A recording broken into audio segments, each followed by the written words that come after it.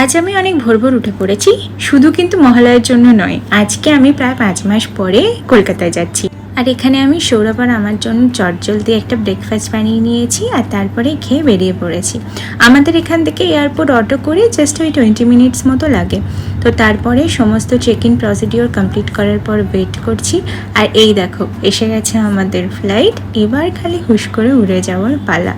আর এই পুজোর সময় বাড়ি ফেরার মজাটা কিন্তু কিছুটা আলাদাই হয়, তবে কিন্তু একটু টেনশনও ছিল। তাই ঠাকুরের নাম নিয়ে বেরিয়ে পড়লাম যাতে আমাদের জার্নিটা সেফ হয়, ভালো হয়।